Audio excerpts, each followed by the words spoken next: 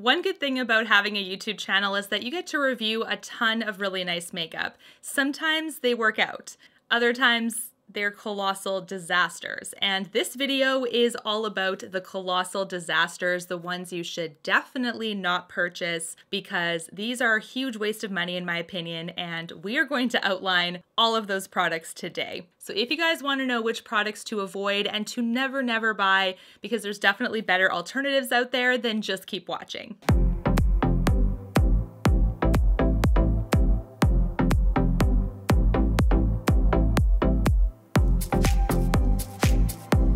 Today's video is all about products that suck. Now, I wish I was being a little bit nicer about that term, but these are truly products that have absolutely surprised me in the negative direction, unfortunately. And it's nice for me as a reviewer to kind of warn you guys so that at least you got a bit of a heads up. If they do work out for you, obviously that's fantastic, and all makeup is different for that reason. Different preferences, tastes, and skill levels. Different strokes for different folks, as they always say, but these ones just did not work out for me at all. The first ones, let's talk about these, because these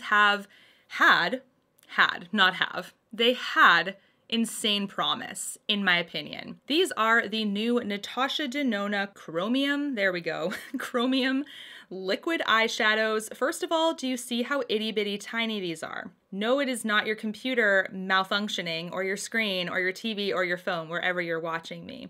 This is true to size. It is not a deluxe sample, although it looks like it. There is 2.5 milliliters of product in here, which means it's actually less than her previous Chroma Crystal eyeshadows, but these retail for 37 Canadian dollars. In American, that is 28. And when you look at her other one, which are, by the way, they are very marked down on Sephora right now, her other products, the Chroma Crystals, they retailed for 33 Canadian dollars before the markdown. And those previous products were 8 milliliters each. These are what, a third of the size or so, and they're more expensive than the other ones? Give me a break, Natasha. I mean, come on. You do make good products, but we're not fools here. I was thinking, well, if this is an exceptionally new formula to justify this price change, because you guys, it's a ton more money for very little product for these, I was thinking, okay, well, blow me away, Natasha. You can do that. You've done it before. However, these are terrible. They're not good. And I know that this might be a controversial opinion. There's lots of people that love them, and if you do, great. But these shadows are very finicky. They are the type that you have to have, I would say, a certain eye shape and a certain eye look, I guess, for it to really function at its best. I have slightly hooded eyes. I also have deep creasing because of the hooded eyes. My skin on my eyelids, it's not flawless by any means, but I don't have a ton of texture either. But because of the fact that these are liquid and they're extremely foiled looking, you can emphasize a ton of texture on these things. So if you have mature lids with any texture at all, if you have hooded eyes with the deep creasing, this is going to be something that's going to be a challenge for this type of product. If you have a lot of lid space, no hooded eyes, and no texture, this is your best bet at making something like this work. When you apply them to the eye, it's also a high maintenance nightmare.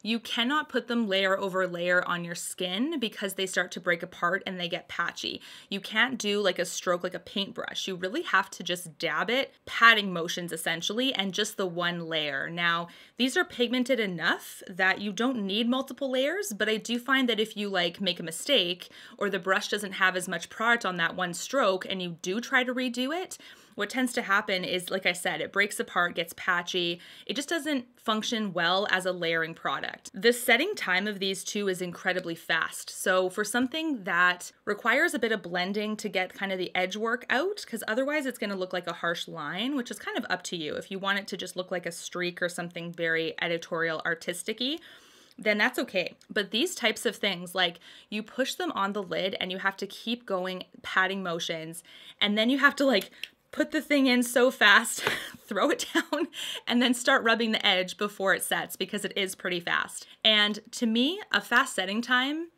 it was promising because hopefully then it would stay put.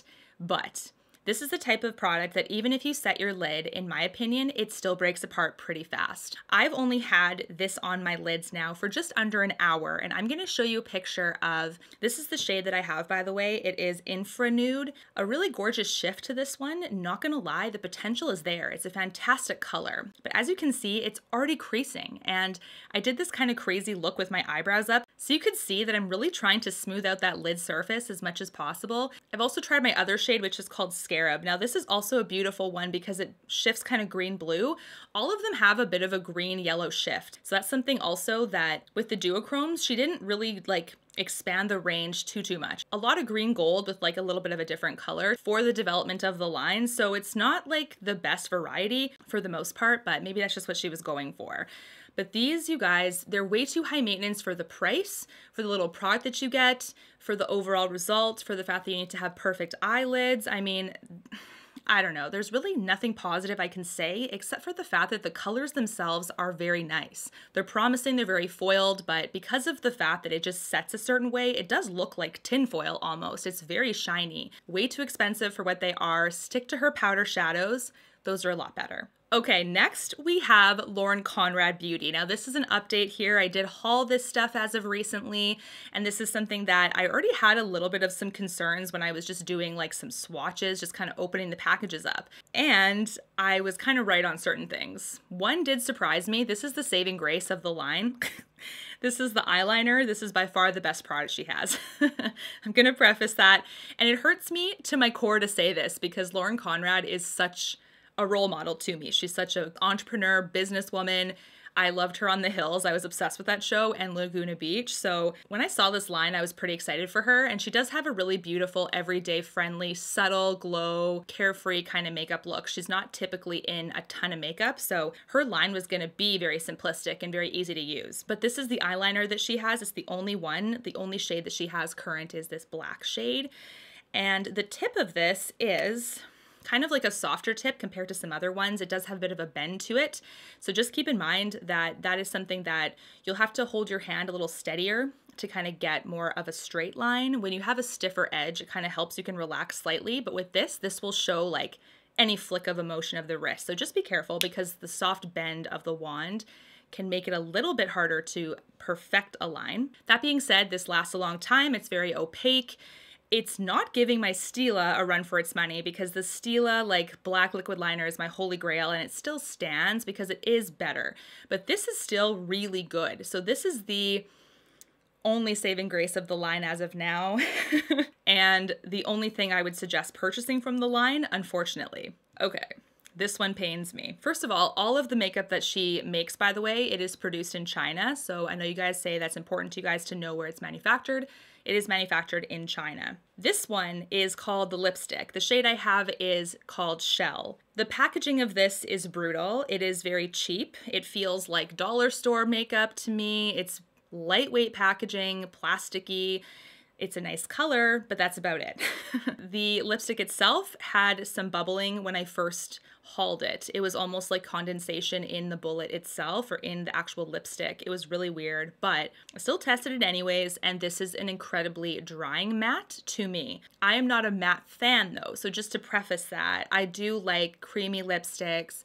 The mattes I do own are smoother, like Matte Revolution from Charlotte Tilbury, Matte Trance from Pat McGrath. They do have a bit of a slip to them. Like the Hermes matte one is really nice too. This one though, smells like crap.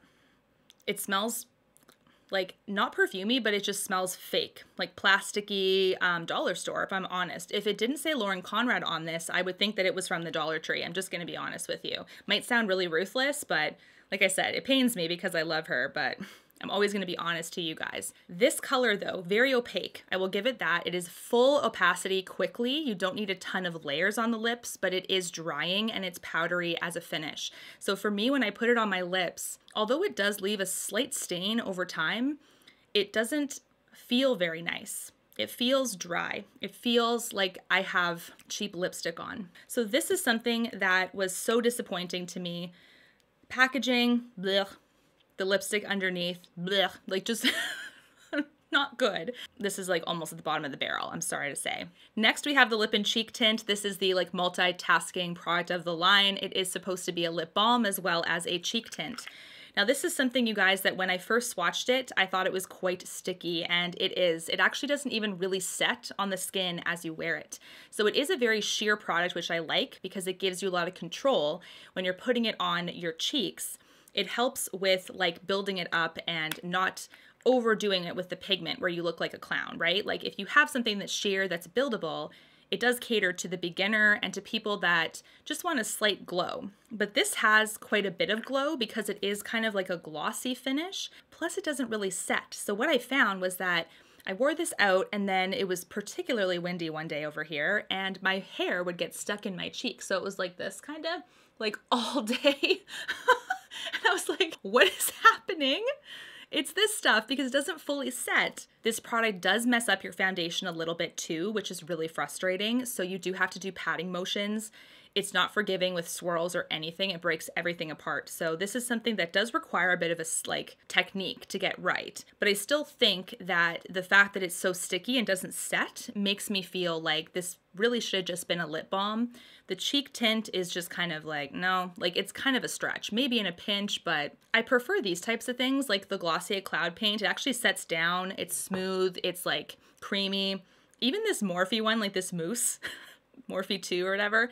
This is the Dream Wonder Tint. Even this one is better to me because it's not sticky. It just has like a nice creamy texture that fully sets down. This is the missing link to this one. The lip balm too, if you just use it as a lip balm, it is fairly expensive for that because now we're kind of taking out 50% of its capacity according to the marketing.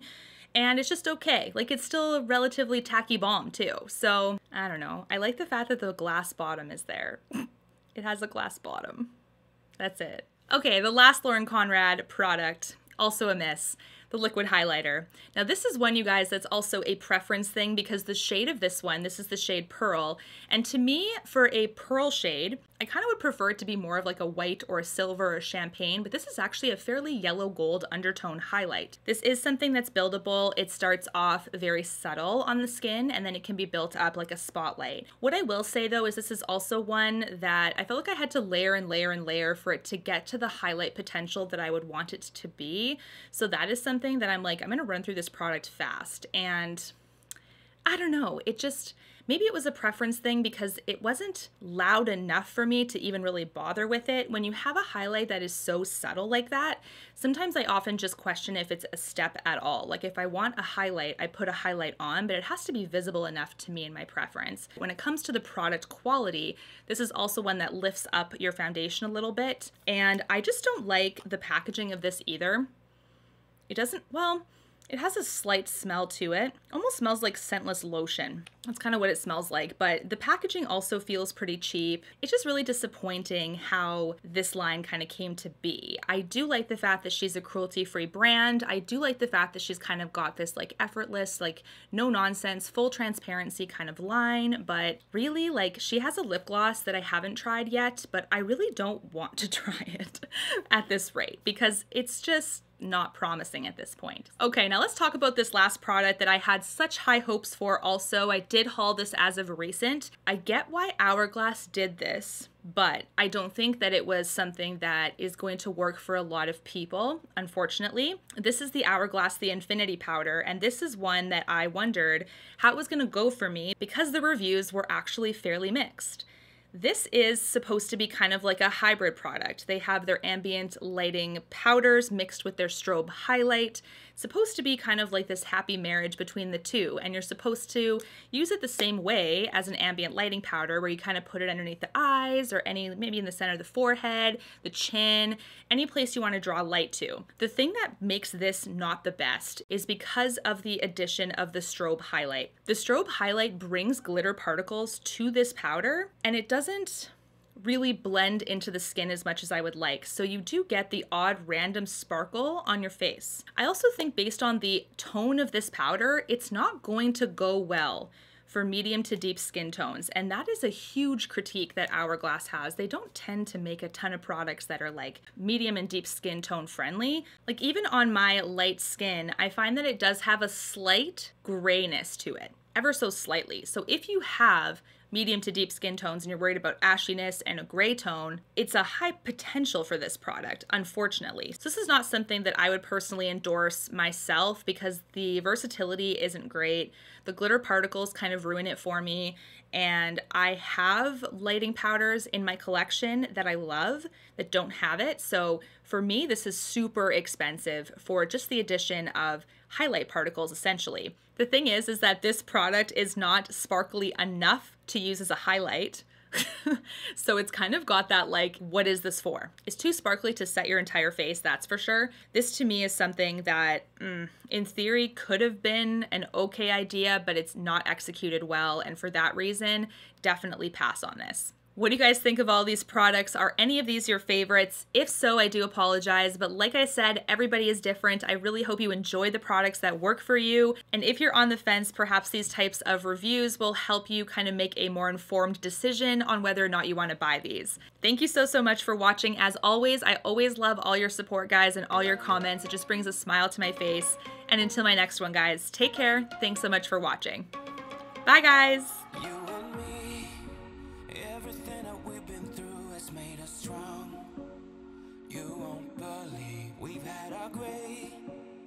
But somewhere there's a light inside of us.